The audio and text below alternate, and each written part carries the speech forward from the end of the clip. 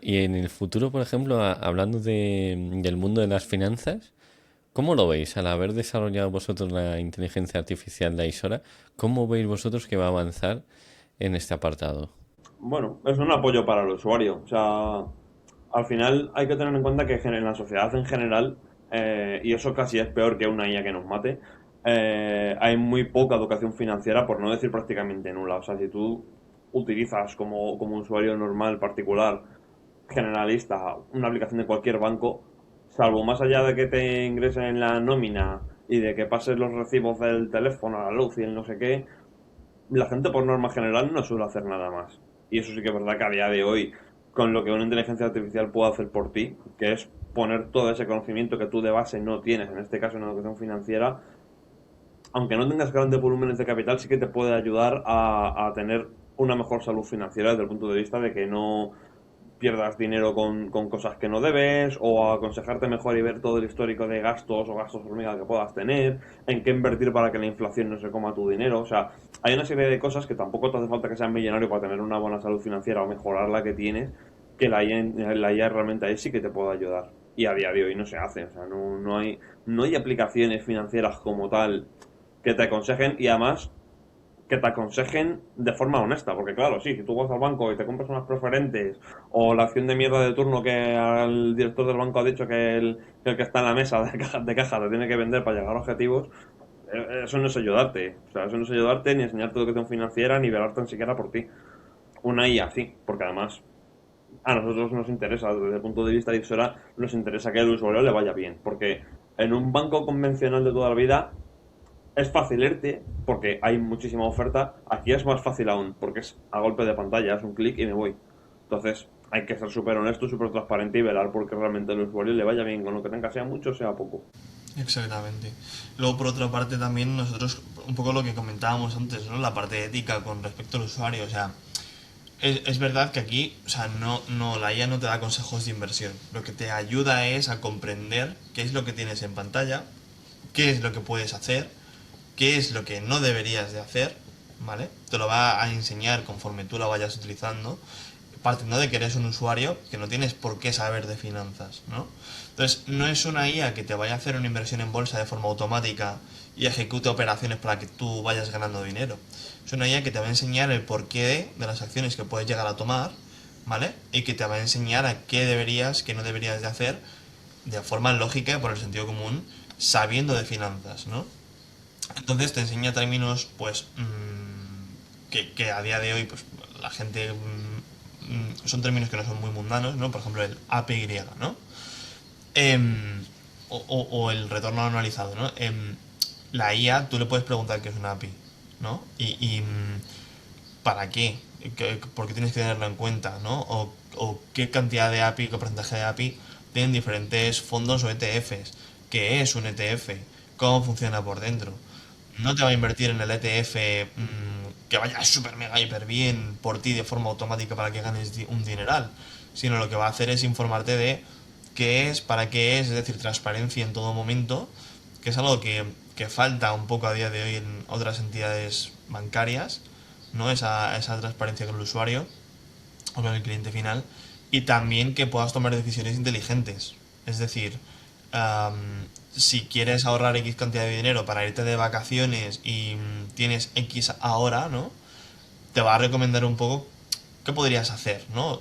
No recomendar, no tanto recomendar, sino te va a hacer un estudio, una simulación aproximada, sabiendo que las rentabilidades pueden subir y bajar, rentabilidades pasadas no aseguran rentabilidades futuras, pero te lo va a advertir también, es decir, es una IA honesta, es una funcionalidad honesta con la que el usuario de forma ética pues, puede informarse. Todo eso ahora mismo se puede hacer en Aisora. Pues que la gente ahí le visite el link de la descripción y la apruebe. Pero ahí hemos hablado de actualidad. Vosotros, el futuro bancario, el futuro de las finanzas, con todo este auge, ¿cómo creéis que va a ser? Muy, muy, muy, muy, muy fragmentado. O sea, lo que está claro, o bueno, o al menos yo tengo claro, es que los bancos tradicionales, tal y como existían hasta ahora, paulatinamente van a dejar de existir. O sea, no sé en cuánto tiempo, pero van a dejar de existir. O sea, y máxime cuando a día de hoy es muy fácil montar una aplicación, bueno, muy fácil, entre comillas, regulación aparte, es muy fácil técnicamente montar una aplicación que dentro de la app que tú tengas puedas tener ahí un activo del tipo que sea para hacer transacciones del tipo que sea. O sea, si por ejemplo si TikTok integrase hoy, por ejemplo, yo qué sé, me lo invento, un software tipo Alipay o tipo WeChat o algo así, o sea, date cuenta que si tienes 800 millones de usuarios y pones algo para utilizar gratis ahí, en el que tú puedas almacenar un activo y hacer transacciones con ello, como por ejemplo en la TikTok Shop, y que aparte te dé beneficios, porque claro, si estás jugando dentro de tu propia aplicación, puedes jugar con todo. Puedes jugar con incentivos, puedes jugar con beneficios, puedes jugar con descuentos. O sea, que ¿cuánto volumen de usuarios podrá tener si, por ejemplo, TikTok pone mañana un método de pago propio dentro de la aplicación? O Instagram, que tiene 2.000 millones de usuarios. Pues imagínate. O sea, y están así de poder hacerlo realmente. Entonces va a estar muy fragmentado porque es que prácticamente cualquier aplicación, o sea, si pasa por ejemplo con la PlayStation hay gente que carga 50 pavos para comprarse dentro de la PlayStation, pues yo que sé, el arma de turno o un cochecito de Gran Turismo o lo que sea. O sea, la gente joven a día de hoy funciona ya así. O sea, en bancos tradicionales de toda la vida no conozco exactamente los datos, pero la gente de menos de 20 y pico, 30 años, no se van a abrir una cuenta en el Santander tal cual. No van a ir a sucursal que le pillaron kilómetros de casa porque encima ya cierran muchas. A tener que estar sentado allí a ver si un señor de 60 años la atiende para abrir una cuenta para no sé qué. O sea, eso va a desaparecer. Esto más claro que el agua. Por otra parte, también, también o sea, complementando un poco lo que dice David, ¿no? Un usuario relativamente joven no se va a ir al Santander de turno, ¿no? Se va a ir al Open Bank. De hecho, ya estamos viendo que estos bancos se están empezando a fragmentar en marcas diferentes, con lavados de cara y como si fueran neobancos, entre comillas, para poder atraer la atención del público joven, ¿no? Porque tenemos un mogollón de alternativas a los bancos tradicionales de toda la vida. Yo creo que eso también se va a ir reflejando más allá, ¿no? O sea, lo que decía David, si hoy en día existe una Ixora o un Revolut, o que por cierto tienen un mogollón de usuarios en España, ¿por qué no? O sea, van a fragmentarse. O sea, es lo que hay. O sea, pasa con el mercado de los móviles, pasa con Android, iPhone, por ejemplo, lo mismo va a pasar con banca. Hasta ahora no era tan fácil, tema regulatorio, tema de lo que cuesta abrir un banco o tener una licencia bancaria, etcétera, etcétera, pero aquí va a ser un poco la carrera de el que sea mejor, el que sea más transparente y el que se le ocurre para que los usuarios tengan X servicio más que solamente depositar tu dinero, la nómina del mes y poco más. Yo creo que poco a poco también no es que haya tampoco mucho más conocimiento financiero, es lo que decía David, o sea, la gente no se suele preocupar por ello, pero sí que poco a poco hay más concienciación, ¿no? Y hay más podcast y hay más... Porque al final es una realidad que cada vez hay más bancos. Y eso es lo mejor que le puede pasar a un usuario final, ¿no? Cuanto más competencia haya, mejor producto se va a llevar. Quiero llevar un poquito también más a yo como usuario. ¿Creéis que en el futuro voy a tener, por ejemplo, a mi IA personal que me maneje las finanzas y directamente me haga esas operaciones? Que sepa, por ejemplo, que me voy a ir de vacaciones en tal y tal y me gasto una media de 1.000 euros. ¿Me va a poder ella generar ese rendimiento? Sí, a día de hoy lo único que lo impide realmente es la regulación. Eso se podría hacer ya. Si te parece, lo voy a complementar un poco por la parte técnica. De hecho, a día de hoy el LLMs comerciales, pues Claude, GPT, ChatGPT, Gemini, etcétera, ya se están comparando, igual que hay benchmarks para ver cómo de inteligentes son a la hora de hacer programación o a la hora de responder preguntas o respuestas preguntas complejas, o yo que sé, el Humanity Last Exam, por ejemplo, o el ArcAgi, ¿no? Para ver cómo de inteligentes son en la media general. También lo hay para finanzas y para ver cómo de buenos son haciendo operaciones o cómo de buenos son vendiéndote algo, etcétera, etcétera. En este caso, por ejemplo, pues tenemos Finance Bench, Fine Bench, Fine Trade Bench, Stock Bench, Polybench. Hay un mogollón y ya se está midiendo cómo de efectivos son haciendo trading, por ejemplo. Se ha comprobado que en corto plazo son capaces de generar rentabilidades de un 1, un 2,5, un 3. Es decir, son capaces de hacer trading y ganar dinero. ¿Qué es lo que lo limita? Un poco lo que decía David. Por ejemplo, aquí en Europa vamos a la cola de todo. A la cola de todo. ¿Hará falta que haga trading por ti? Ahí es donde no estoy seguro, ¿no? También se habla mucho de la renta básica universal, ¿no? Si la IA es tan productiva y es tan buena haciendo todo y nos iguala o nos mejora, ¿hasta qué punto va a ser necesario? Ya no que nos quite trabajos, ¿no? Eso es otra conversación. Pero ¿hasta qué punto va a ser necesario realmente que trabajemos, ¿no? Si puede poner ladrillos y lo va a poner más rápido que yo y no se va a cansar, o si va a estar en una fábrica clasificando si un producto sale bien o sale mal, si en trabajos riesgosos puedo ahorrar vidas humanas, ¿no? Que valen siempre mucho más que cualquier dinero, o si en términos de operaciones, que es una máquina versus tú, va a ser mucho más eficiente, va a haber una economía, y estoy seguro, que sea diferente a la actual. Hasta Y que pasará, y pasará como en la sociedad moderna, nos matará y se quedará con la pasta. No, tío. Dirá, es que ahí es curioso porque dice, joder, si, había una teoría que decía, si va a ser tan potente, ¿no? Como un dios, a lo mejor nosotros para esa superinteligencia somos como hormigas y nos va a ver ahí y alguno le pisará. O sea, realmente es lo mismo que ocurre a día de hoy. O sea, ¿qué diferencia hay entre que es meterse en una cosa que a lo mejor en el podcast no tiene mucho que ver, pero qué diferencia hay entre que te gobierne una élite política en la que prácticamente se entra por enchufismo, eh, porque es como funciona, a que realmente lo haga un ordenador? Yo no le veo diferencia, realmente. O sea, hay estamentos en la sociedad, sobre todo en el organigrama de poder, a los que la gente normalmente no puede acceder, o es muy difícil acceder. ¿Qué diferencia hay entre ellos y un ordenador? Al final tú votas cada 4 años y en el Parlamento hacen lo que les da la gana, lo mismo que podría hacer el ordenador que esté gobernando todo. O sea, quiero decir, desde un punto de vista puramente pragmático, no hay gran diferencia. O sea, bueno, sí, hay una diferencia. Yo realmente a un ordenador le puedo consultar todos los días. Por ejemplo, al gobierno de la mayoría de países occidentalizados, ¿no? Porque votas una vez cada X años y luego básicamente se dedican a hacer lo que les da la gana. Entonces, ¿qué diferencia hay entre eso y que nos gobierne un sistema con IA? No, no sería, vamos a decir que quien tuviese en control sería quien ha programado esa Ay, no, porque inteligencia. si hay un sistema más inteligente que tú, ¿quién lo controla? Claro. ¿Él a ti o tú a él? En Cloud, o sea, en Anthropic, por ejemplo, ya el 80% del código que se está generando lo está generando la propia IA de forma autónoma. De hecho, ya se han dado casos de que se ha automejorado. O sea, por simplificarlo al exceso y no explayarnos mucho con ello. No está lejos. Y realmente, volvemos ahora mismo que con el tema de utilizar una IA para que te haga finanzas de forma automática. El único problema es la legislación, la regulación. O sea, a día de hoy, técnicamente estamos a las puertas ya de que se pueda ocurrir. ¿Lo van a dejar? Sí, en un mundo donde vamos a decir estas barreras se eliminasen, ¿no? Fuese un poco como en el lejano oeste. ¿Cómo veis o cómo creéis que vosotros sería lo ideal? O sea, ¿qué debería de poder hacer esa inteligencia artificial suponiendo que no hay restricción alguna? Por lo que pienso, ¿eh? También por cómo pienso. Yo pienso que... y al final esto es hablar de política, pero es hablar también de la realidad, ¿no?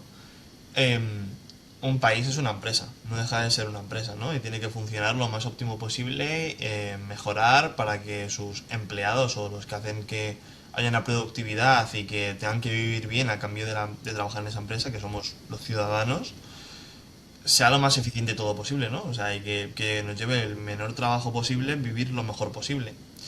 La única manera de eficientarlo y de no solamente quitarnos trampas del camino, ¿no? Que son los políticos en general, no creo en ninguno, es que un sistema optimizado para ello decida.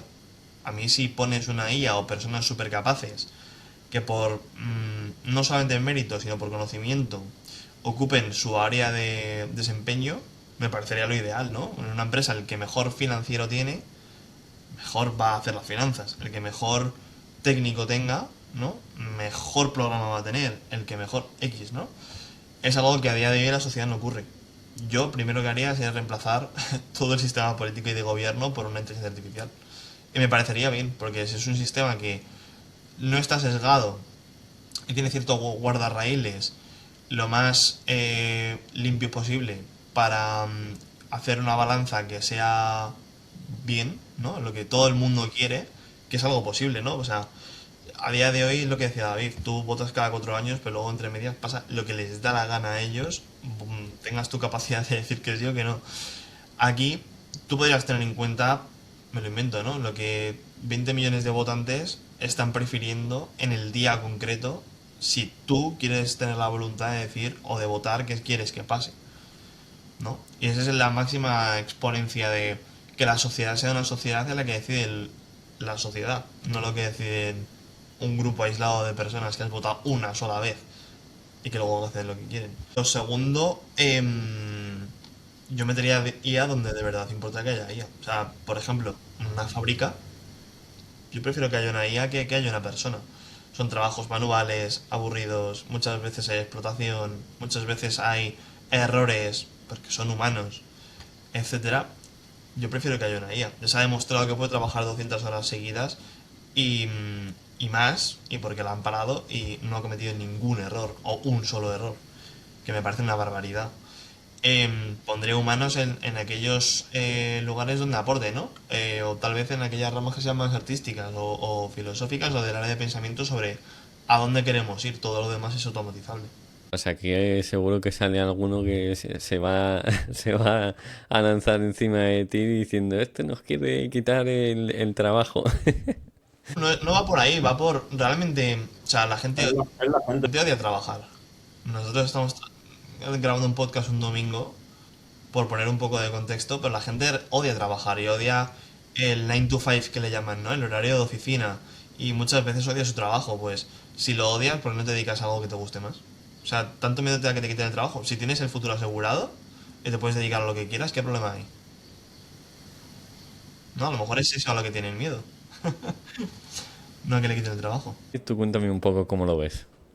No, es que es justo, vamos, de hecho el punto 2 de lo que estaba comentando Alex es justo lo que iba a decir yo. O sea, al final es extrapolable a todas las cosas que se hacen en el día a día, y me da igual el ámbito, sea política, sea industrialización, sea educación. O sea, al final todas las cosas que el ser humano hace, aparte de las decisiones que tomes, son puramente algorítmicas. O sea, un algoritmo no deja de ser una sucesión de pasos que tú haces para llegar a un fin de X ahí, ¿vale? O sea, esos procesos algorítmicos, tú cuando vas pasando por ellos, hay algún momento en el que tú tomas una decisión u otra basado en tus conocimientos, tus experiencias, tus vivencias, etcétera. O sea, un montón de cosas que no tienen que ver puramente con la consecución de ese fin, que una máquina se las salta y va a errar muchísimo menos. Entonces, es justo lo que decía Alex. O sea, ¿qué necesidad hay de tener que meter a las personas y que cometan errores, que estén frustrados, que gasten un montón de tiempo de su vida en hacer cosas que son procesos puramente algorítmicos que una máquina a día de hoy puede hacer?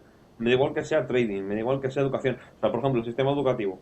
Igual, y me van a fonar por ello, pero la verdad es que me da exactamente igual. El sistema educativo se basa en que el ministerio aprueba que es que los niños de 6 años tienen que saber leer, sumar, dividir, de conocimiento del medio saber mamíferos, unos ríos y no sé qué. O sea, está claro que ese es el fin, el niño tiene que aprender eso. ¿Qué aporta un profesor? Que está el día que puede ir a clase bien, el día que no, no, un día está de mal humor, tiene una clase con 30 niños que no los puedo atender a todos, pues que eso no lo puede hacer una IA, ¿qué problema hay? Que se ponga el chaval en el ordenador delante de su PC, que le habla a ChatGPT, o se programa lo que sea necesario y le va a enseñar eso mismo. O sea, ¿qué necesidad hay de que vayan al cole para aprender eso? O sea, ya no me meto ni en por qué tienen que aprenderlo, que me parece una completa pérdida de tiempo, pero eso, por ejemplo, lo puedo hacer en un ordenador. ¿Qué problema hay? Pero yo diría incluso que el pic del ser humano, ¿no? Como dicen hoy, el pic está en precisamente que tú sigas tus pasiones, ¿no? Cuando tú tienes la cabeza amueblada de una forma, y yo creo que nacemos así, y tienes ciertas pasiones y te puedes dedicar a desarrollarlas, es cuando sale el máximo exponencial de lo que puedes realizar, ¿no? Prueba de ello, Mozart, Beethoven.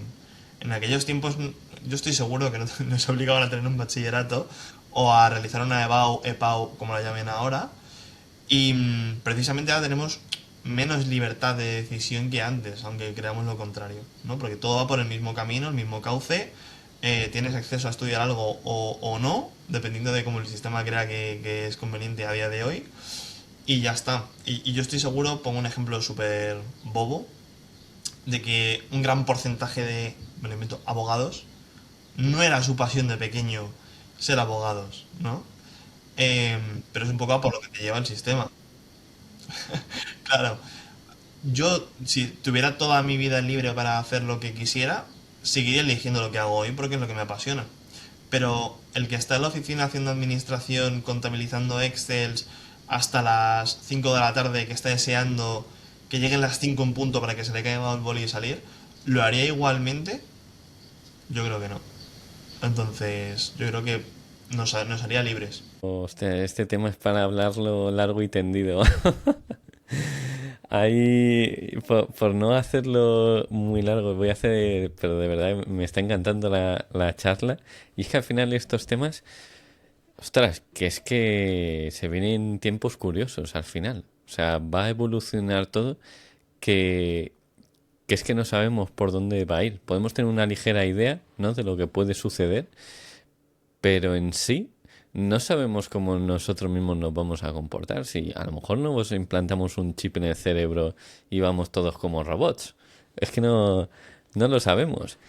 Pero claro, al final, y luego con el tema de las finanzas, claro, si tú tienes a lo mejor 1000 IAs, cada una optimizadas para invertir y todas sacan la máxima rentabilidad, al final es matemáticamente imposible, ¿no? Porque una se va a tener que adelantar a la otra se va a tener que adelantar. Llegará a un punto de equilibrio, por así decir. Quiero decir, hay un montón de ellas que están optimizadas y en un entorno de mercado de acciones que suben, acciones que bajan, alguna catástrofe que hay, bajan o suben en materias primas, etcétera. O sea, obviamente todas no van a poner de ganar todas al mismo tiempo, igual que pasa ahora, realmente. O sea, ahora por ejemplo eso pasa dentro del trading, ¿ok? O sea, lo que suelen decir, y más o menos son las cifras que se manejan, es que de cada 100 inversores, 92 palman pasta, ¿vale? Ok. O sea, quitando esa parte, que obviamente, si todo lo manejan IAN, no va a haber gente que palme porque esas IAs sí tienen educación financiera, dentro del 8% que sí ganan dinero, es lo que ocurre a día de hoy. O sea, ese 8% serían las IAs que manejan el mercado y que son rentables. Y el mercado funciona, quiero decir. O sea, Si todo es viral, ¿hasta qué punto algo es viral? ¿No? Aquí igual, si todas las IAs son igual de buenas, ¿hasta qué punto alguien gana o alguien pierde? Se va a acabar regulando, o sea, o no regulando, ¿no? Sino que se va a balancear el mercado así solo. O sea, habrá alguna que tenga que ganar por encima del resto. por ahora en el porcentaje de gente que realmente gana. Eso, hay gente que gana consistentemente todos los años y sigue rolando. Y dentro de esos que ganan, hay unos que ganan más, otros que ganan menos. Contarme sobre Cibersia, que habéis estado liando ahí. Bastante sencillo, o sea, realmente Alex y yo somos hermanos y comenzamos un emprendimiento hace pues 6 años, podemos hacer ya. Realmente, que empezamos un poco a la hora de todo esto que estaba del metaverso y demás, que ha llovido ya, del tema del metaverso y todo eso, porque sí que teníamos bastante bagaje con el tema del 3D y demás, y claro, es una de las cosas que es fundamental para el tema del metaverso, cuando estaba en boga y demás. Y decidimos montar una empresa. Obviamente luego los tiros no fueron por ahí, pero bueno, ya sabes cómo son las startups. Al final hay que cambiar un montón del objetivo que tienes inicialmente. Y bueno, o sea, sí que continuamos con el tema del 3D y creación audiovisual para web, pero estamos en otro proyecto que no tiene nada que ver de lo que empezamos. Y hasta aquí llegamos. Por el camino hemos ido conociendo bastante gente, hemos tenido clientes muy variopintos y uno de ellos pues es Víctor, que es el fundador de Ixora y, y nos engañó un poco, como aquel que dice, para montar la inteligencia artificial que funciona dentro de Ixora.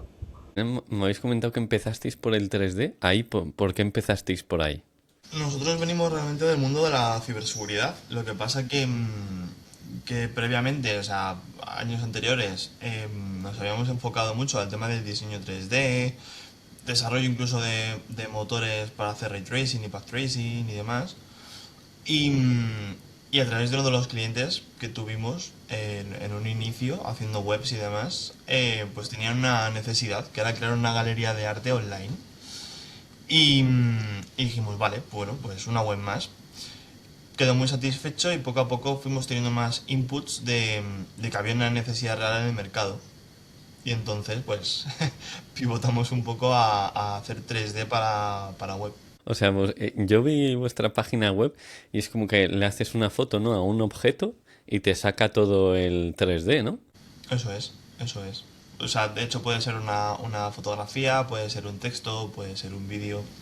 Y con eso reconstruyes lo que necesites. Un espacio, un objeto. Ujú. Ahí donde veis la mayor necesidad. Hay necesidad en muchísimos nichos de mercado. De hecho nosotros partiendo de esa tecnología que seguimos utilizando para otras vías de monetización, como lo que ves en la página web de Cibersia, montamos un software con un socio bastante más grande que se llama Aurea Multimedia Suite, y el 3D es una de las cosas que está metida dentro. Mira, para que te hagas una idea, nosotros vamos a comenzar a hacer campañas de marketing ahora, porque es un software que es bastante grande, pues parecido como si fuera lo de Magnific o Crea o Switch de este estilo, y vamos a atacar nichos como por ejemplo real estate, ¿vale? Para el tema de arquitectura, poder mostrar renders de viviendas, etcétera. Para e-commerce, que es como el que has visto tú en la página de Cibersia, que es poder escanear objetos fácilmente con la cámara de un móvil, sacar el objeto 3D y con él pues o realizar experiencias de algún tipo utilizando realidad aumentada o virtual o mixta, ponerlo en la propia página web, que ya hay muchos CMS como por ejemplo Shopify que de forma integra la posibilidad de poner modelos 3D.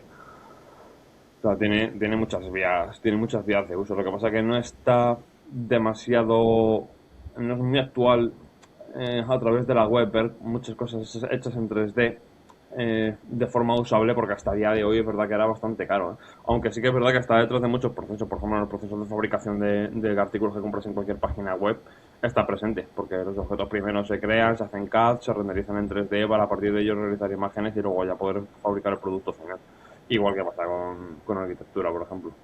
¿Cómo se, vamos a decir, se entrena, para que lo entienda la audiencia, cómo se llega a que a través de una imagen se pueda sacar el 3D? Uf, hay, Eso es el secreto de la Coca-Cola. Si te lo contamos, tendríamos que matarte. hablando, hablando a muy alto nivel, sin bajar en ningún detalle, pero hay muchas formas de entrenar un modelo de IA en general, ¿vale? No, o sea, abstrayéndonos del modelo de 3D como tal, o sea, yendo a cualquier tipo de modelo, hay muchas formas de entrenarlos, ¿vale? Y con datos muy variopintos, según también la finalidad para la que quieras usar el modelo, etcétera.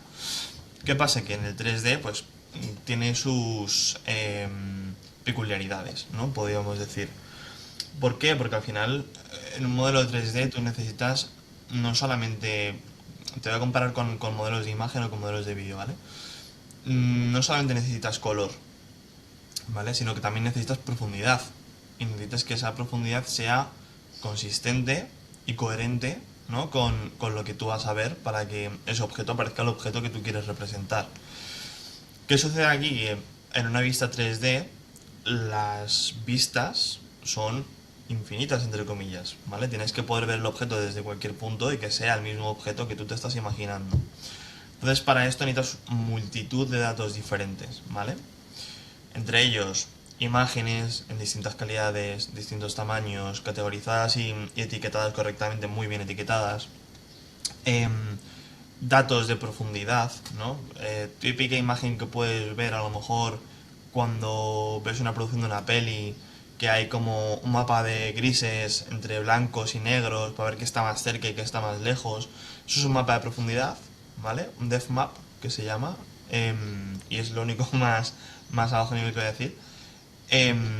Y claro, tú necesitas que eso sea consistente con lo que se está viendo en color para que un modelo de visión artificial o una vista computarizada de un objeto sea consistente con la profundidad que tiene que tener cuando tú lo ves de forma normal. Entonces, al entrenar un modelo de 3D tienes que tener en cuenta todas estas cosas de base. Y luego ya pues hay mucha parte que es mucho más técnica. Es lo que os iba a decir, que al final para entrenar un modelo 3D también, aparte de la pasta, hostia, la cantidad de datos que necesitas son ingentes, ¿no? Pasa un poco como con los LLMs. O sea, al final tienes que tener mucho dato. Tiene que ser de mucha calidad porque hay un término que se usa mucho en AI que es garbage in, garbage out, ¿no? Si le metes basura, va a sacar basura. Entonces no solamente mucho dato, sino también de mucha calidad. ¿Cómo consigues al final esos datos? En el caso de las imágenes, ¿qué contratas? ¿A gente para que tome fotos desde distintos ángulos? ¿Eso cómo funciona? En este caso, para datasets, tienes datasets que son públicos, ¿vale? que no son escenas 3D completas, sino que a lo mejor son pequeños objetos etiquetados y ya está. En otros casos son pares de imágenes, ¿vale? Que son imagen normal con su paralela, eh, con la profundidad estimada. En otras ocasiones, o sea, es decir, son multitud de datasets que son variopintos entre sí, y al final un poco lo que tienes que tratar de hacer es normalizar los datos. Que ahí ya no es un trabajo tanto de pagar a alguien para que haga fotografías o que etiquete datos, sino normalizar todos esos datos que tienes para que tú puedas usarlos para entrenar un modelo, según pues como quieras entrenarlo, vaya también. Y que los parámetros técnicos tengan sentido. Es bastante complicado porque el 3D además, dentro de todo lo que tiene que ver con el tema del software, el 3D es quizá la parte de la industria que menos estandarizada está. O sea, no hay un estándar como tal, como pueda pasar con vídeo o con imágenes, que casi siempre son los mismos formatos y hay infinidad de programas en los que tú puedes meter esos datos, imágenes o vídeos y los puedes editar sin problema. En 3D no es así. Es infinitamente más complicado. Hablando de dinero, o sea, ¿cuánto puede costar crear, vamos a decir, una inteligencia artificial, en este caso 3D? Depende de lo que optimices. Puedes intentar hacerlo a lo bruto. Esto es como todo, ¿eh? Depende de cómo lo optimices, depende de la idea que tú tengas en la cabeza y lo bien que lo hagas. O sea, y no es por ponerse flores uno mismo, pero claro, las cosas hay mil maneras de hacerlas.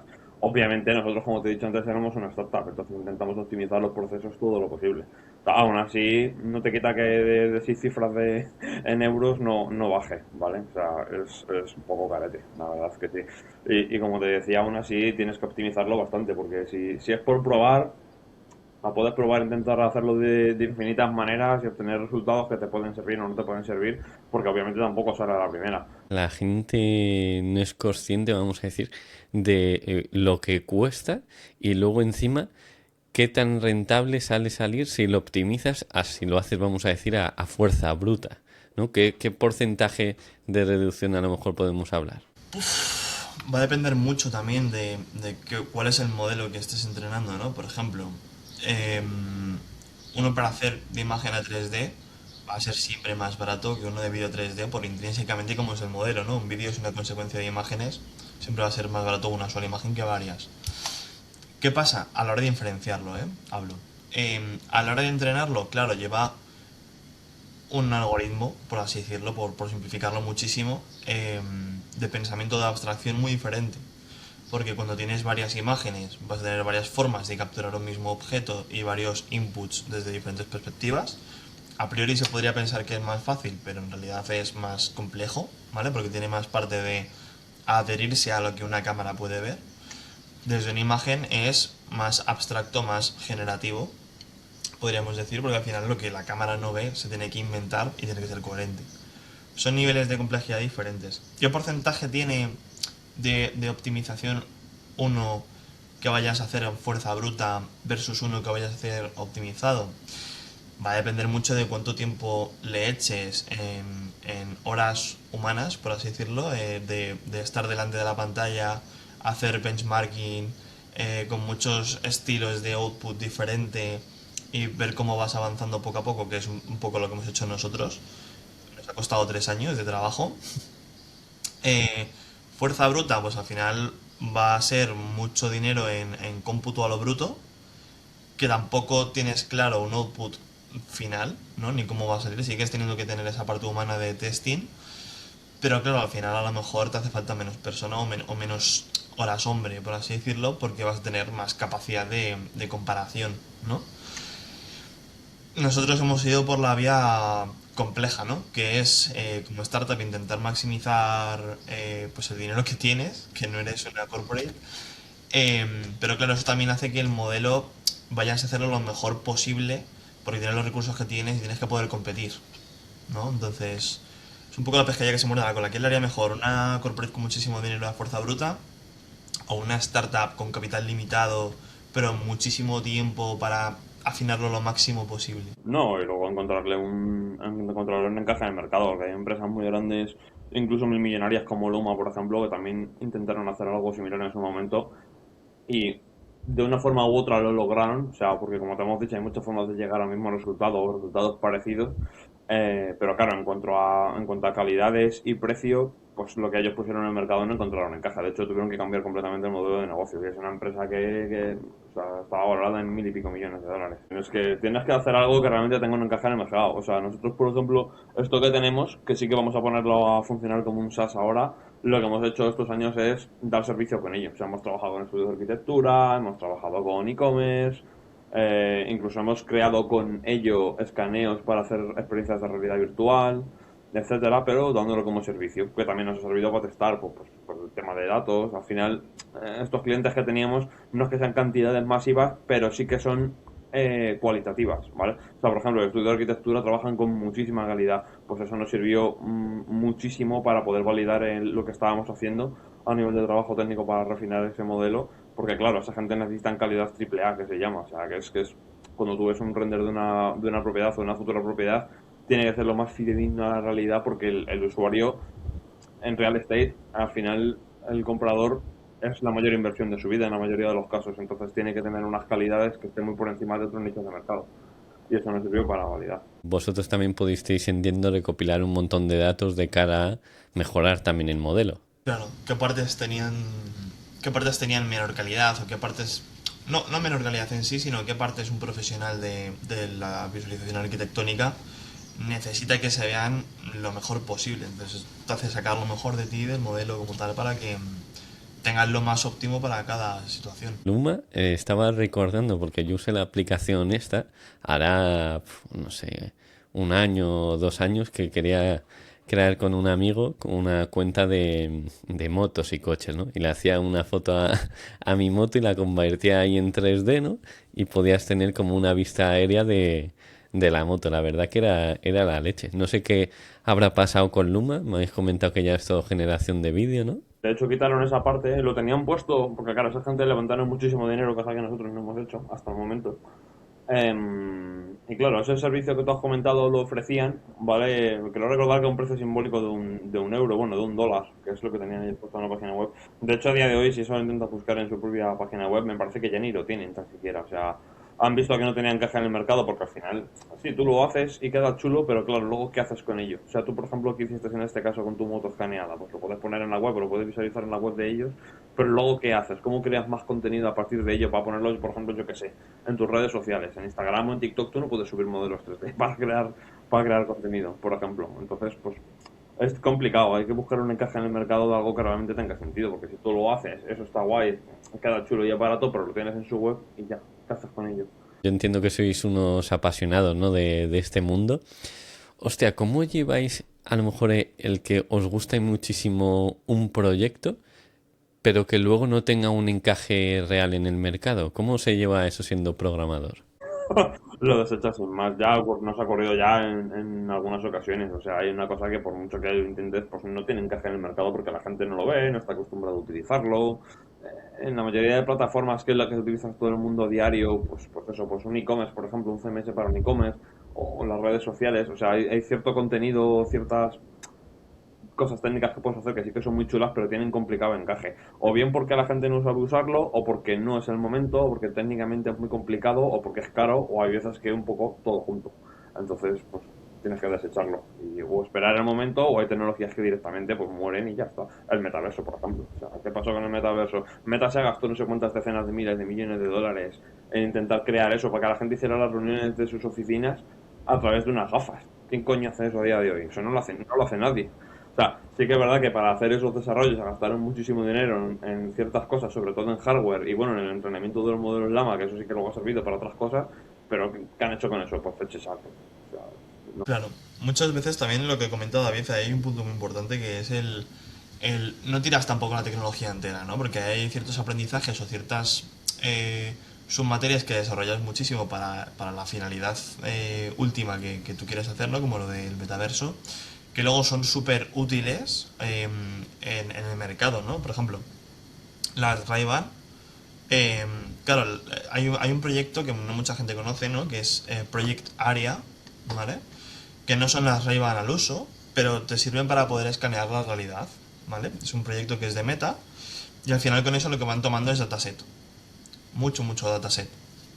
¿Qué pasa? Que con esto, más mogollón de cosas que han hecho de por medio, por ejemplo, pues tienen una pulsera que te permite medir la actividad neuronal, ¿vale?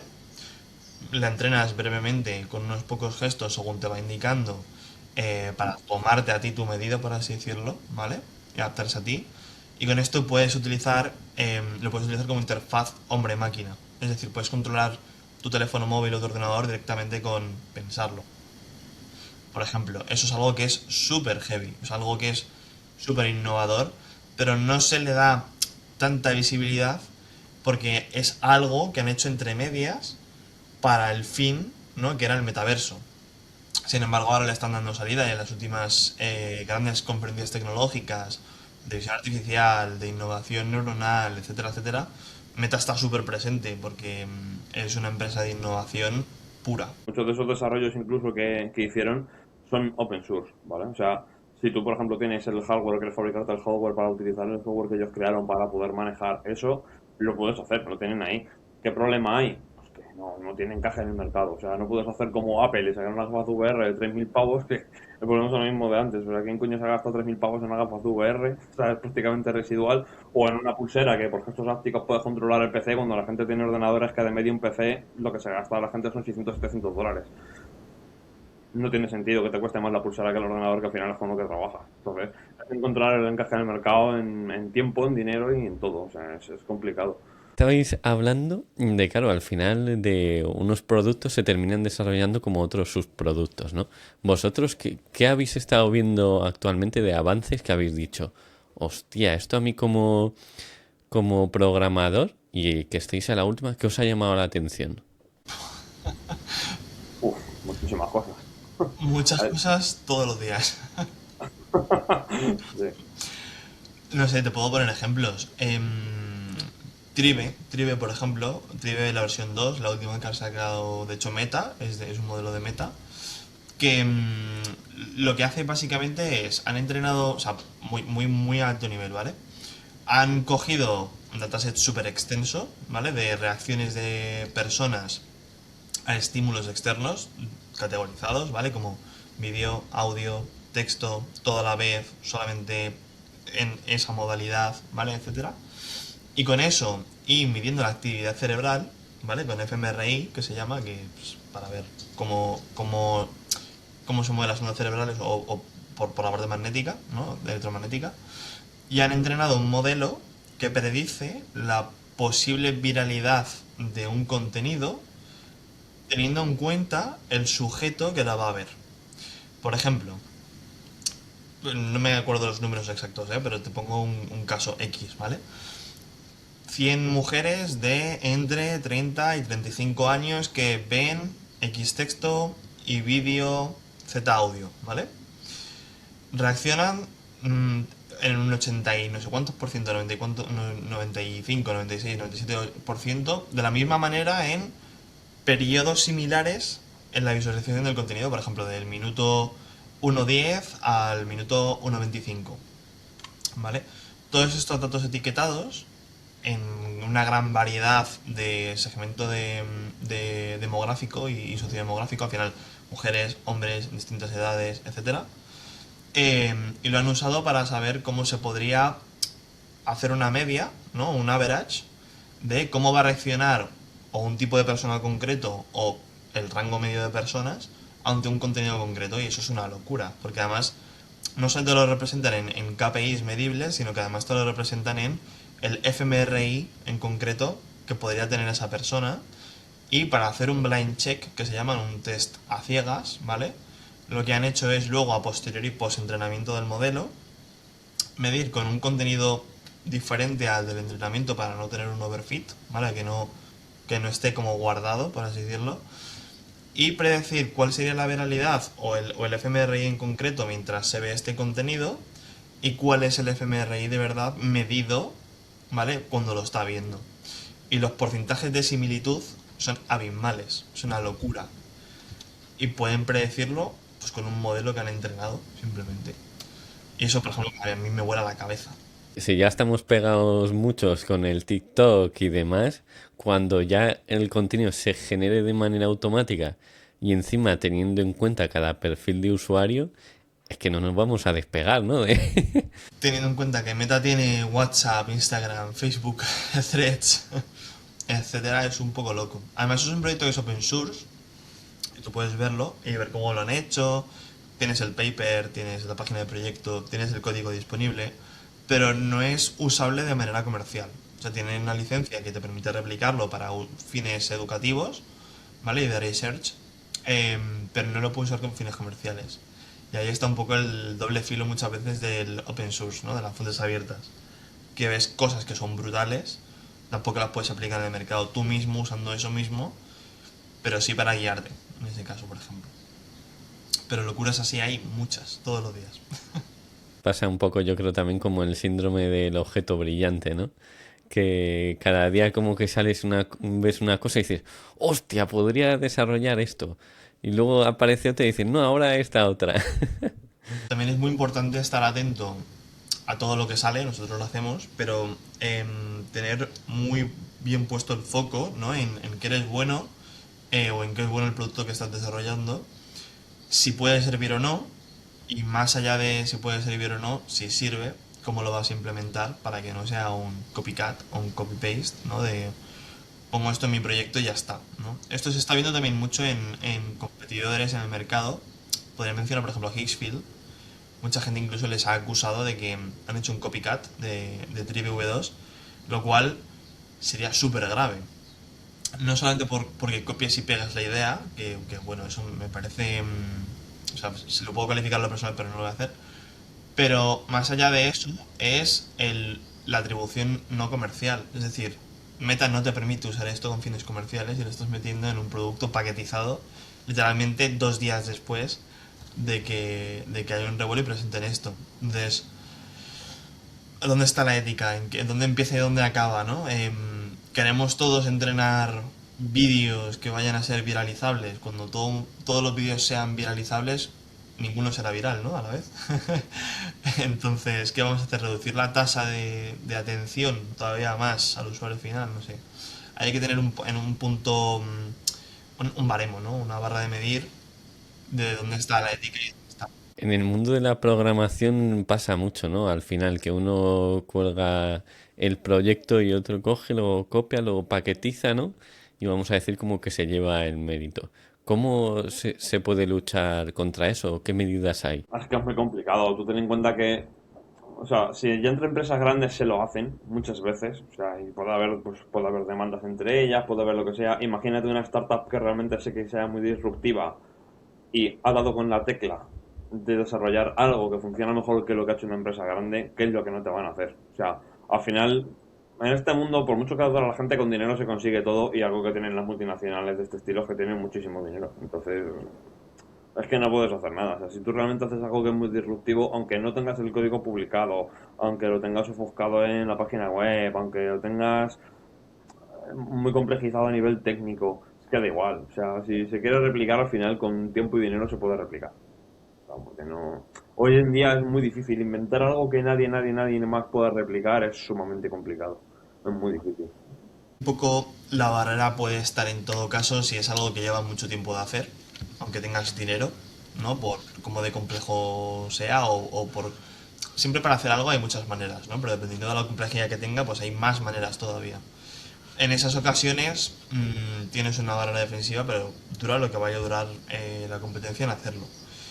En otras ocasiones, la ventaja o la barrera de entrada está en que tú has corrido más que las corporate que lo vayan a hacer y que tengan muchos usuarios y activos. En esas ocasiones, pues en vez de intentar copiarte, te compran. Pero no hay yo diría que no hay una forma de defenderte ahí que sea clave, que sea aplicable a lo que sea. Tema de los antivirus y cosas así. ¿Cómo evitas que te ataquen poniendo un antivirus tal? No, no. O sea, chaval, no gastes dinero en antivirus. Spoiler, no sirven de nada. O sea, a ver, sí que sirven de algo, sobre todo si hay usuarios muy descuidados y demás, pero al final ahí lo que prima, por ejemplo, en ciberseguridad, pues es el sentido común. Pero es que pasa igual con todo. O sea, a la hora de desarrollar software, futures o publicar futures, hay muchas vías de intentar que no te copien pues eso, pues paquetizando features de una manera que no se le haya ocurrido a nadie antes o tal, pero es muy difícil, es muy complicado. Es muy complicado diferenciarse en general a día de hoy. En el tema de la seguridad, ¿cómo al final vosotros veis nosotros como individuos protegernos para que nuestros datos no sean utilizados? ¿Creéis que eso tiene sentido? ¿O dices, a ver, si no tienen el mío van a tener el de mi vecino 3 calles más para allá que es igual que yo? ¿Cómo lo ves? Lo que más prima es el sentido común. O sea, tú por mucho que tengas el software más avanzado del mercado, lo que quieras. O sea, de hecho la inmensa gran mayoría de estafas ocurren por lo que se suele decir comúnmente en ciberseguridad, que es lo que está entre el asiento y el computador, ¿no? Que es, es uno mismo. O sea, estafas de phishing, por ejemplo, al final, la mayoría de ciberataques, el vector de entrada es ingeniería social realmente. O sea, es ganarte la confianza de la persona que está en el ordenador, que es la que al final te va a abrir un hueco, y es la parte más sencilla, porque a día de hoy, a nivel técnico como tal, es todo bastante seguro a día de hoy. O sea, es muy, muy, muy segura la infraestructura. La mayoría de errores ocurren por las personas que están detrás del ordenador, que tienen un puesto relevante, que tienen acceso a información sensible, son los que realmente tienen que tener cuidado. Y ahí lo mejor que puedes hacer es concienciación. Hay un dicho, por complementar un poco lo que dice David, que es la cadena es tan fuerte como su eslabón más débil. Y al final, el eslabón más débil en informática somos los propios usuarios, que muchas veces no aplicamos lo que dice David, ¿no? El sentido común o las buenas prácticas, etcétera, etcétera. Somos muchas veces nuestra propia trampa, ¿no? Tengo que cambiar una contraseña pues una vez al mes, no lo voy a hacer por comodidad. Esa comodidad es la que te mata, ¿no? En la que al final de usar esa misma contraseña en diferentes sitios web, no la cambias durante años y es una contraseña sencilla, pues tienes el cóctel perfecto para, lo quieras o no y seas objetivo o no de un ciberataque, vas a servir. Me quería ir un poco más también a la parte de dar nuestros datos para que entrenen modelos. Os pongo un ejemplo, usar el ChatGPT sin suscripción. Ahí están recolectando todos nuestros datos, ¿no? Para entrenar los modelos. ¿Creéis que prevenir que se entrenen a estos modelos de inteligencia artificial con nuestros datos tiene sentido? ¿O da igual al final y al cabo? Claro que tiene todo el sentido. Es que depende de cómo lo mires. O sea, y aquí sí que entra la parte subjetiva y la parte objetiva. La parte subjetiva es, la gente suele ser bastante celosa, aunque luego comparten todo por redes, por ejemplo, y parece que a la gente le da absolutamente igual todo, ¿vale? Luego la gente tiene ese punto subjetivo de, oh, es que ChatGPT está entrenando el modelo con mis datos, o tal. O sea, lo primero, ¿a que a ti te gusta usar ChatGPT? Yo entiendo que sí, porque ahora mismo tiene 1.000 millones de usuarios, o sea, a la gente le debe de molar. ¿Cuál es el punto? Que el punto realmente, el producto, y esta es la parte objetiva, no es ChatGPT, el producto eres tú. Porque cuando estás usando ChatGPT gratis, realmente no está OpenAI ofreciéndote un servicio a ti. Tú le estás dando tus datos gratis porque te mola usarlo.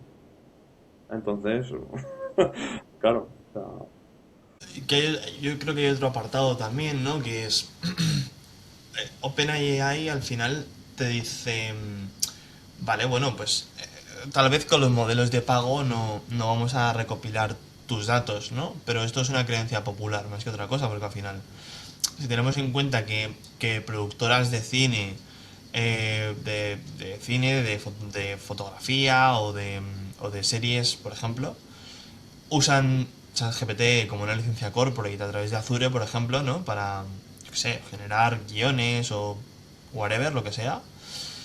Y claro, luego te presenta OpenAI el mismo modelo que han desarrollado ellos, ¿no? Que es Sora 2, por ejemplo, el modelo de vídeo. Y en primera instancia se ve que infringe todos los copyrights posibles, ¿no? Le piden generar una intro de Netflix y te genera exactamente la misma intro de Netflix. Y dices, ostras, espérate, han entrenado la IA de vídeo, de generación de vídeo de OpenAI con vídeos de Netflix sin tener acceso sin tener, no deberían de tener acceso a esos datos, ¿no? En plan, no tienen nada firmado con ellos. Y no pasa nada. Es una empresa que es millonaria, está invertida por gente muy potente y muy grande, y no pasa nada. ¿Qué pasa con nuestros datos? Si no les pasa nada y están usando los datos de Netflix, que es otra empresa millonaria, ¿qué podemos hacer nosotros realmente? Te podría decir no usarlo, pero Es algo que yo creo que a día de hoy ya, pues, en cómo avanza la sociedad y cómo está metida la IA, es algo que no se puede pedir, ¿no? Tal vez lo que se pueda hacer, que es algo por lo que nosotros abogamos mogollón y que es un poco también uno de los grandes valores que tenemos en Aurea, ¿no? La compañía que te comentaba David antes, es que esos datos sean tuyos y que sean intransferibles. ¿Qué quiere decir esto? Nosotros usamos por debajo modelos open source, ¿vale? De fuentes abiertas, pero los inferenciamos en servidores propios. Y no utilizamos esos datos para entrenar ningún modelo, ¿vale? Es decir, no retenemos datos del usuario final. Segundo, muchas de las funcionalidades, como por ejemplo visión artificial, ¿no? Pues va a interactuar con los datos que tú subes, pero no lo va a hacer la IA por detrás en un servidor, sino que lo hemos metido en la aplicación web de forma que corre localmente en tu equipo sin necesidad de que todos los datos viajen a los servidores por detrás. Esto hace muchas veces no solamente que sea más ágil para el usuario y más rápido en términos de latencia, ¿no? De usabilidad, sino que también estamos velando por la privacidad de tus datos. Yo cuando hablo con gente me dice que usa IA, yo también hago muchas veces por decirles, no uses lo último que hay. O sea, no hace falta que mates moscas a cañonazos. O sea, para preguntarle un dato que está en la Wikipedia, no digo que lo busques en Google si quieres ir más rápido, pero puedes usar un modelo local. Google, por ejemplo, recientemente ha sacado Gemma, ¿vale? Que se llama con 2 M's y con G. Y tienes varios pesos. Cualquiera de ellos lo puedes utilizar hasta en el teléfono móvil, de forma local, y es privado. Es decir, tiene funcionalidades agénticas, puede navegar en internet, puede hacer búsquedas en tu teléfono móvil, pero lo estás ejecutando en local. Y no tienes por qué darle ni los datos a Google, ni a OpenAI, ni a... Esto que comentabas además es bastante interesante porque, o sea, en Exora, por ejemplo, en la parte de inteligencia artificial que hemos implementado, también funciona un poco de manera similar, ¿vale? O sea, cada usuario al final tiene, aunque no se lo crean, cada usuario tiene su propia IA, por simplificarlo al extremo, ¿vale? Y todos los datos, consultas, recomendaciones o consejos que la propia inteligencia artificial puede dar al usuario que está dentro de su apartado en Exora funciona igual, ¿vale? O sea, igual, y de todos esos datos no se utiliza para reentrenar nada. Algo que también hacemos es, nosotros utilizamos por buenas prácticas al final, ¿no? Y por darle usabilidad al usuario final, un proveedor de inferencia, ¿vale? Que tiene sus propias, no son tarjetas gráficas, son procesadores del lenguaje, ¿vale? Unidades de procesamiento del lenguaje, LPUs, por sus siglas en inglés. Y al final estas LPUs están hechas solamente para inferenciar modelos de lenguaje, LLMs. Al final este proveedor lo único que inferencia, por acceso también, ¿no? Son modelos open source, porque no tienen acceso a hacer una inferencia de un ChatGPT o un Claude o un lo que sea, ¿vale? Entonces, esto también te da grandes ventajas, ¿no? Porque estás utilizando modelos open source en la nube, pero con una empresa que lo único que le beneficia es procesar y inferenciar LLMs, pero no guardar datos, porque ahí no está su negocio. Su negocio está en tener mejores chips que den mayores velocidades de inferencia para que los uses en vez de usar proveedores genéricos o estándar, ¿no? Esta empresa además es una empresa que está invertida por Nvidia recientemente porque son súper pioneros y nosotros nos basamos en ellos para dar prácticamente el 90% de las soluciones que hacemos de desarrollo con IA. Lo he entendido bien, es como que te dejan usar de manera gratuita sus servidores, ¿no? No, no es gratuito. Vale, explícamelo otra vez. A ver, porque me explota un poco la cabeza. Cuando contratas un servidor en cloud, ¿vale? Ya sea en cualquier proveedor, ¿vale? Amazon, Azure, Google Cloud, lo que sea, al final pagas por cómputo, ¿no? O por capacidad de cómputo o por almacenamiento en la nube. Este proveedor en concreto que te comento se llama Grok con Q, no es Grok con K, no es el de Elon Musk, ¿vale? Es un proveedor de inferencia, no un modelo de lenguaje. Y este proveedor, al final, lo que te permite es utilizar modelos open source, a los que podrías tener acceso si quieres, te los puedes descargar y ponerlos tú en otro servidor. Pero lo que tienen de diferencial es que ellos mismos desarrollan sus propios chips para inferenciar o ejecutar estos LLMs. ¿Qué es lo diferencial de ejecutarlo con sus chips? Que al final están hechos solamente para modelos del lenguaje. Y esto permite alcanzar velocidades de inferencia que en proveedores normales, o sea, si tú te vas a la API de ChatGPT o a la API de Claude o a la API de Grok con K, el de Twitter, el de Elon Musk, no la vas a tener. O sea, por ejemplo, yo puedo lanzar una petición con Grok y obtener una respuesta instantánea en 2 segundos que es bíblica, es de tamaño bíblico, o sea, tardas minutos en leerlo. ¿Qué es lo bueno de esto? Tú puedes tener, para tener más inteligencia, puedes hacerlo de varias formas, ¿no? Un sentido único que sea raciocinio, razonamiento, modelos razonadores, a una escala gigante, o sea, modelos muy muy grandes, súper entrenados, competiciones que tardan un mogollón de tiempo, ¿no? O de duplicar o desmultiplicar, mejor dicho, esta inteligencia en múltiples agentes, que es algo que se hace, ¿no? Modo agéntico, y tener esta inteligencia en muchos nodos diferentes que pueden interactuar entre sí, pero claro, si uno solo tarda mucho y tienes que unir varios y tienes que unificar la salida de uno para meterlo en el otro, esto es el tiempo que vas a tardar, ¿no? Versus un modelo grande que ejecute y ya está. ¿Qué pasa? Que con Grok esto cambia un poco, ¿vale? El paradigma. ¿Por qué? Porque tú puedes ejecutar en muchas instancias o muchas peticiones a un LLM que sea un poco más pequeño, pero que sigue siendo muy bueno, y puedes hacer que la salida sea muy muy rápida. Y en esta fracción de tiempo tienes esta inteligencia. Al final es un poco lo que hacemos también nosotros, ¿no? Tratamos de hacer que la IA tenga sentido para los productos, ¿vale? Que no sea, tiene IA y ya está, ¿no? Sino que tenga sentido. Segundo, cuidar la privacidad de los datos del usuario, que creo que al final, con Q, ¿vale? Su negocio no está en almacenar esos datos, está en procesar tus peticiones. Es decir, darle salida y rédito económico a usar las LPUs que ellos desarrollan para poder seguir avanzando e innovando más.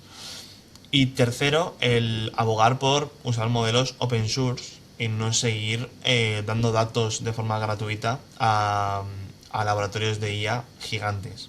Y ahora sí que lo entendí y me parece increíble. Porque, claro, hostia, que sea capaz.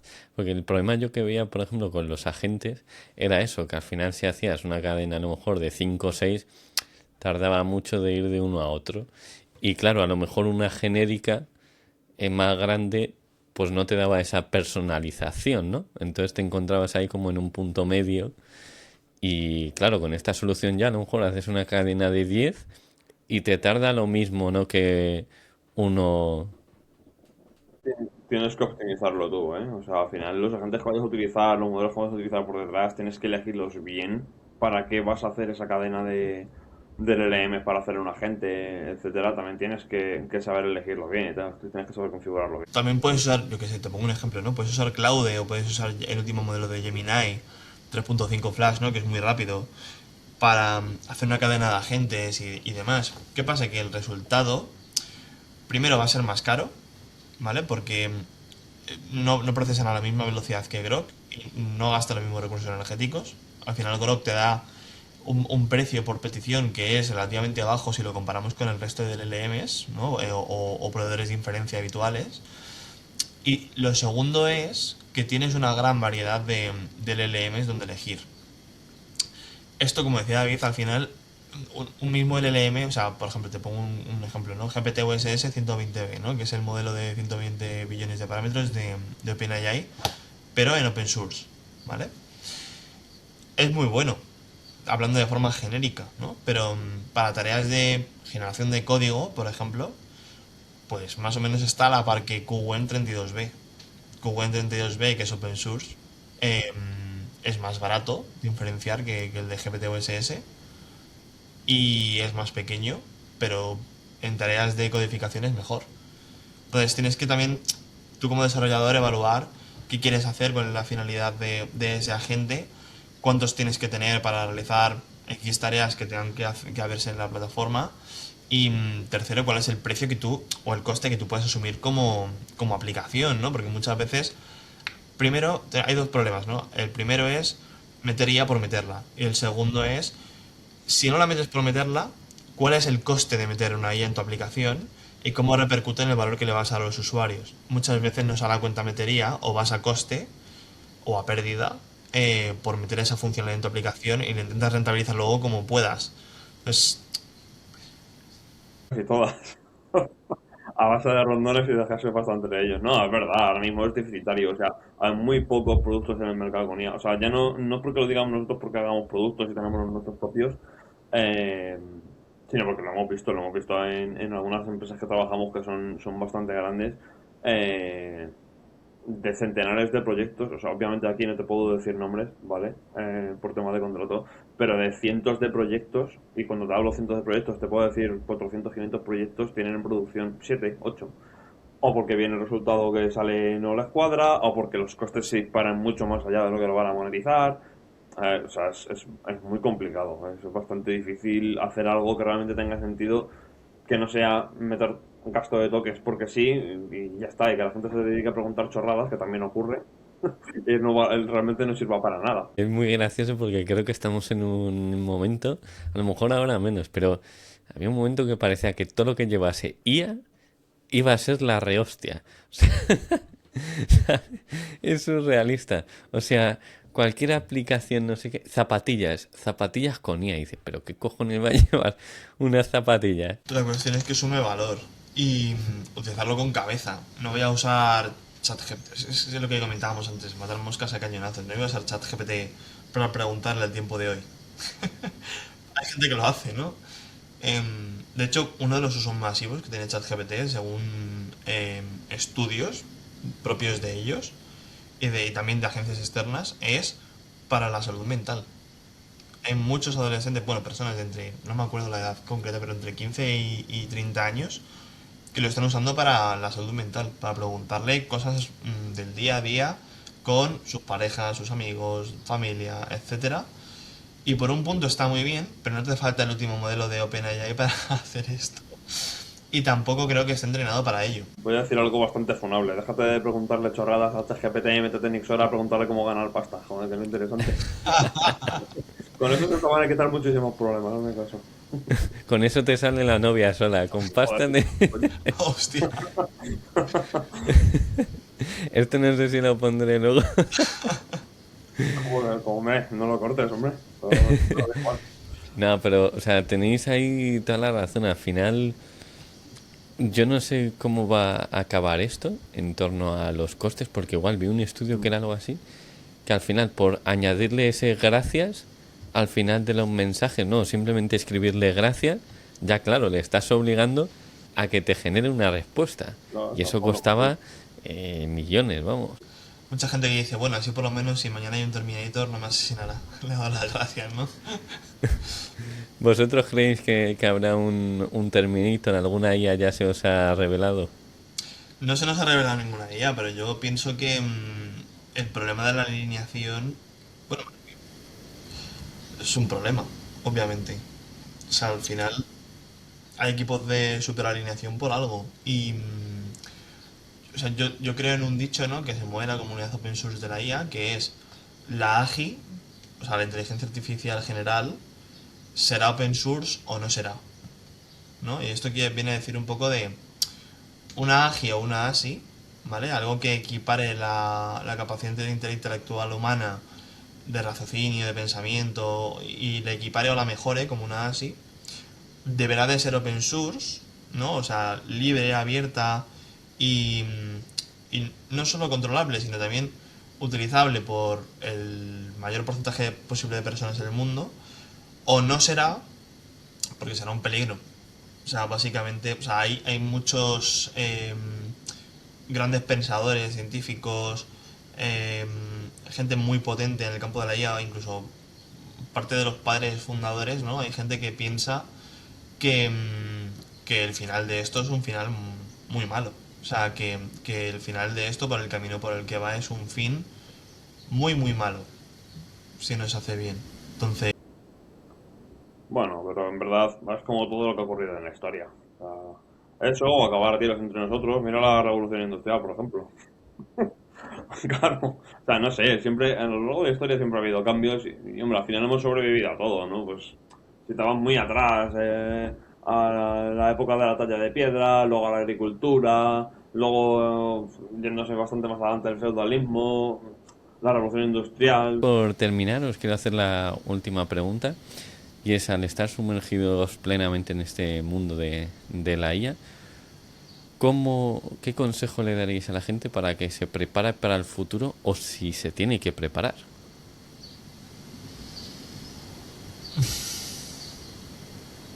Uf, Difícil respuesta. sí, yo te lo he dejado para la última, para la más chunga, ¿eh? Mm. Se tiene que preparar para el futuro.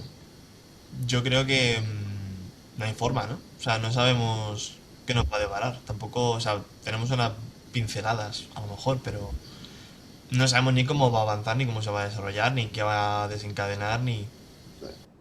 Está todo por hacer, en verdad. O sea, y va a cambiar mucho. Bueno, ya está cambiando a día de hoy, que cambia prácticamente de semana en semana.